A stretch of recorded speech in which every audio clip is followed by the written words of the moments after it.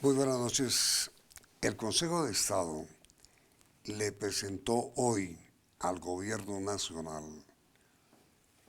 un documento con objeciones al proyecto de equilibrio de poderes que está a punto de aprobar el Senado de la República. El mismo tribunal, Consejo de Estado, comisionó al doctor Marco Velilla, miembro de ese alto tribunal, para que nos explique cuáles fueron las conclusiones del documento que entregó hoy el tribunal al gobierno. Primera conclusión, que se respete la autonomía del Poder Judicial. ¿Cómo es eso, doctor Velilla? Es fundamental la autonomía y la independencia del Poder Judicial, es consustancial precisamente a la rama judicial.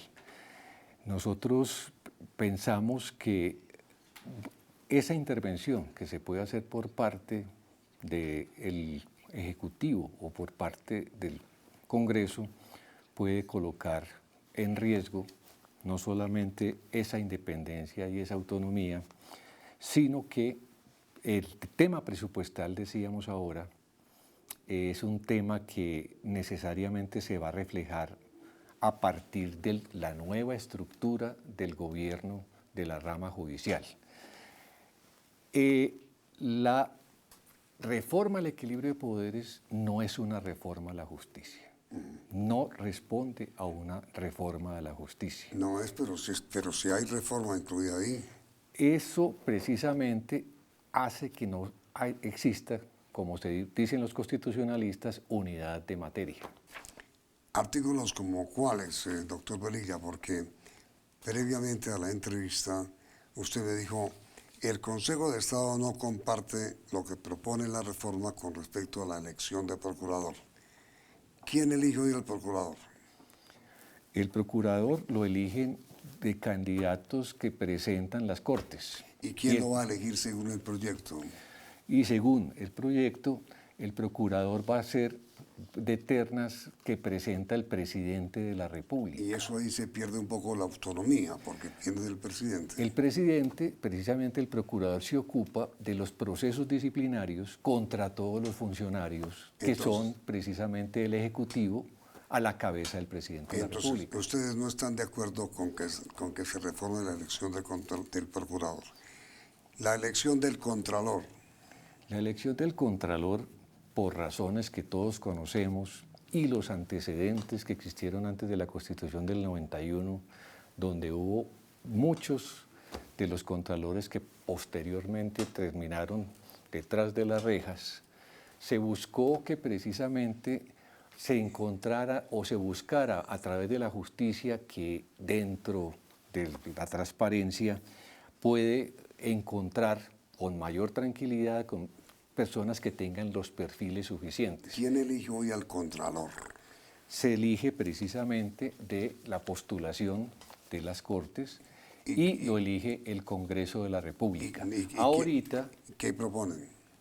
Ahorita precisamente esta reforma lo que hace es regresar a la Constitución del 86, donde es el Congreso el que elige al Contralor. Es decir, a ustedes no les gusta perder la capacidad de intervenir en los cargos de control.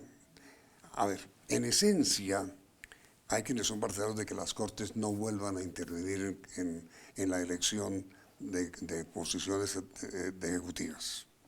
Pero se dice, sí, no, manténganos la posición.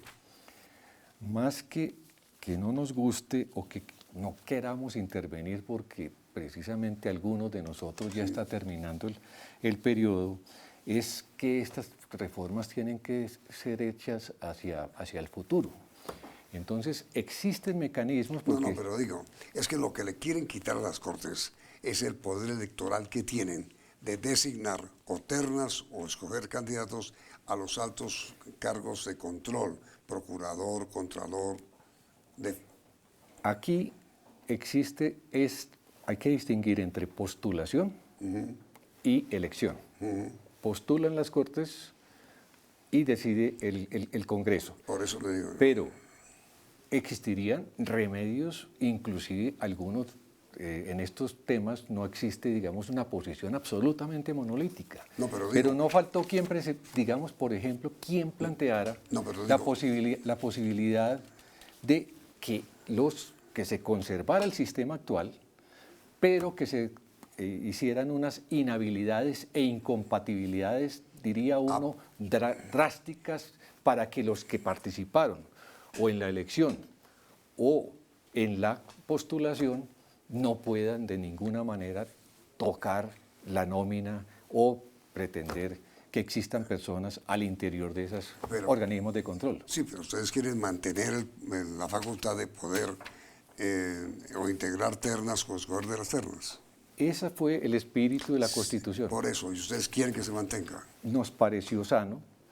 Sin embargo, pues si se habla de la politización de precisamente los organismos de control... De las Cortes como consecuencia, no, de lo que se habla con todo respeto, magistrado, es de la politización de las Cortes al mantener el poder para nominar o escoger funcionarios como el Contralor, el Procurador, el Fiscal. Se habla de la politización de las Cortes, pero se le introduce más politización a partir de la propuesta donde son precisamente los legisladores quienes van a elegir esos organismos de control, que en el pasado no tenían, digamos, la capacidad y la independencia para emitir, digamos, porque son juicios fiscales, son juicios disciplinarios y por lo tanto anteriormente no se gozaba de esa independencia porque en el fondo dependían de quienes los elegían. Pero mire, la gran objeción que se hace a esa facultad que tienen las Cortes es que las Cortes se dediquen a fallar en lugar de dedicarse a elegir. Explíqueme esa posición inmediatamente después de comerciales.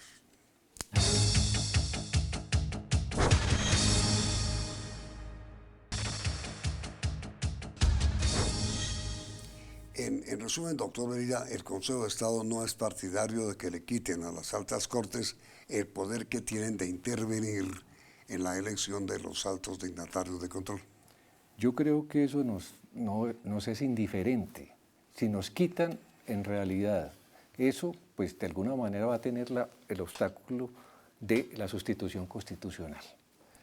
Pero, en realidad, nosotros, si nos, de alguna manera, solamente quedamos y sin funciones electorales o de postulación, ¿Pero eso le gusta? pues no nos gusta porque en el fondo también vamos a tener unos contralores o unos procuradores que son verdaderamente políticos y por lo tanto su función se va a ver restringida y limitada.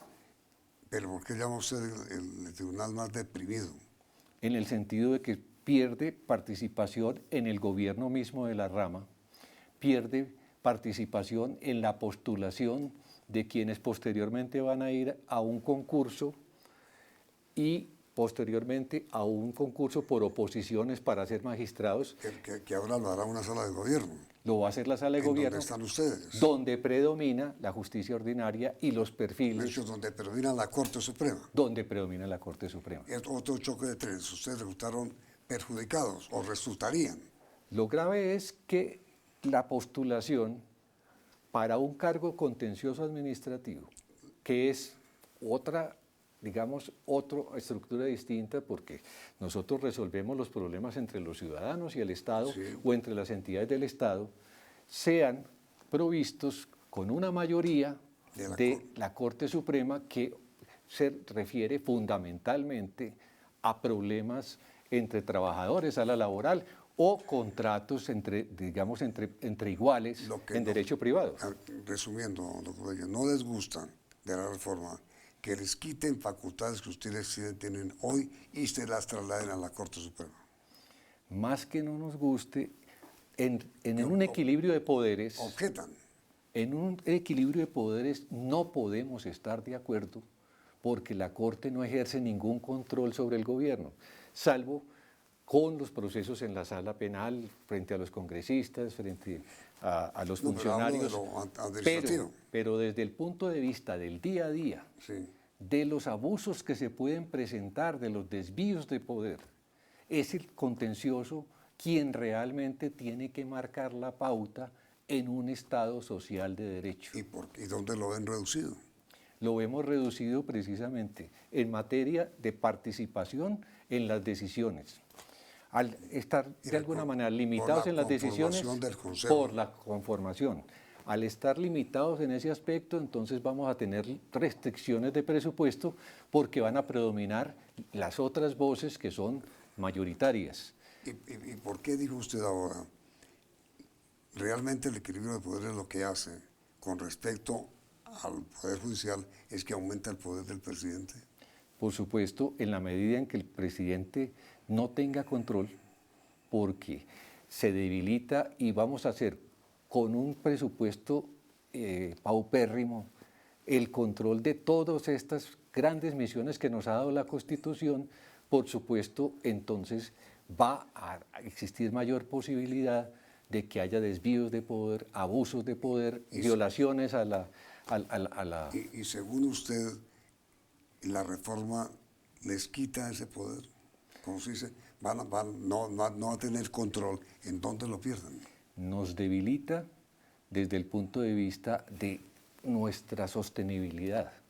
Nos debilita desde el punto de vista de las prioridades que nosotros estamos implementando, como el Código Contencioso, que es relativamente nuevo. Desde el punto de vista de la construcción, por ejemplo, de sala para implementar el sistema oral. Entonces, al debilitarnos, por supuesto, vamos a estar realmente supremamente limitados para controlar al gobierno. Y el gobierno va a poder sencillamente, inclusive haciendo abstracción del gran jurista que tenemos ahora como ministro de Justicia, que es indiscutible, el hecho de que participe el ministro en el Consejo de Gobierno, pues por supuesto va a constituir una forma de participación del Ejecutivo. Y eso lo había abolido la Constitución del 91. Y eso también se debe eliminar del proyecto. Eso se debe eliminar del proyecto, porque hoy es el doctor Yesid Reyes, extraordinario, pero mañana no sabemos. Y mire, ¿y por qué cree usted que se da mucha más representatividad a la Corte Suprema que al Consejo de Estado, el Consejo de Gobierno? Yo creo que eso ha sido más la celeridad con que se ha dado el proyecto, pero no existe realmente una conciencia sobre ese desequilibrio que se da al interior de la misma rama. ¿Dónde está? En la participación de ellos en las decisiones. ¿Cuántos intervienen en tomar decisiones en el Consejo de Gobierno de la Corte Suprema? ¿Cuántas personas? Por ejemplo, actualmente en la Constitución, cada Corte tiene, por ejemplo, 3 los elige el Consejo de Estado, 2 la Corte Suprema y 1 la Corte Constitucional. ¿Elige a quién? Elige a lo que ahora se denomina sala administrativa. Lo que va a sustituir a la sala administrativa... ¿Es el Tribunal de Aforados? No, es precisamente lo que es el Consejo de Gobierno. O sea, ahora directamente, esa es una bondad de pronto de que ya no va a ser, diría uno, sino el apoyo logístico a la función de la Corte del Consejo de Estado. Pero lo que tenía judicatura. Pero entonces, decíamos ahora, el presidente de la Corte participa dentro de esa sala de gobierno. Y también los delegados de los tribunales y los delegados de los jueces. Pero también el presidente del Consejo de Estado. El presidente del Consejo de Estado y el presidente de la Corte Constitucional. Y también un representante de Azonal. Usted dice, la situación minoritaria es que es únicamente el presidente del Consejo de Estado. Va a quedar uno solo, porque en la práctica se va a materializar en que por la inmensa cantidad de funcionarios que tiene la justicia ordinaria, tanto en los tribunales la Corte, los como, y los jueces. como en los jueces, por supuesto, ellos van a ser quienes van a designar personas de la justicia ordinaria. Lo que pasa es que en el Consejo nos van a barrer. Nos van a barrer. Ese es el problema. No, pero mire, o sea, ahí no hay ningún equilibrio, sino precisamente un desequilibrio. En contra del Consejo de Estado. En contra del espíritu de la Constitución. No, porque la Corte Suprema está feliz, ¿o no? La Corte Suprema, por supuesto, ha guardado silencio. No, pues, Y ha guardado silencio porque les gusta. por supuesto, no hemos tenido ninguna conversación directa con sí, ellos. sí, pero, No, pero les gusta. en la experiencia anterior, ellos tampoco participaron activamente, pero lo que sí vamos a tener es un verdadero desequilibrio y una sustitución constitucional frente a lo que quiso Entonces, en el mire, 91. doctor, el Consejo de Estado propone en el documento que ellos entregaron que se nombre una comisión que se llama, ¿cómo? Se llama Misión Justicia. Misión Justicia. Exacto. Yo recuerdo que el presidente López decía, mire, cuando haya un problema grande, nombre una comisión. Es la... No, yo creo que hay una conciencia y hay grandes juristas al interior de las dos, de la jurisdicción ordinaria y también del Consejo de Estado, que son las cortes Mejor dicho, tradicionales. el sector de lo contencioso administrativo del país representado en el Consejo de Estado se siente maltratado por el equilibrio de poderes. Así es. Ok. Muchas gracias, doctor Velilla. Con- Y esa es nuestra pregunta. Muchas Ustedes que han captado las observaciones del doctor Velilla, ¿creen que el Consejo de Estado tiene razones para sentirse maltratado en el proyecto de equilibrio de poderes porque lo dejaron sin una representación igual en la sala de gobierno de la Corte Suprema? Va a haber prioridad por parte de la justicia en el ordinaria. presupuesto, en todo. Y segundo, en consecuencia se le reduce su partida presupuestal, No, y su capacidad de acción frente al Ejecutivo, porque no tienen sino un representante.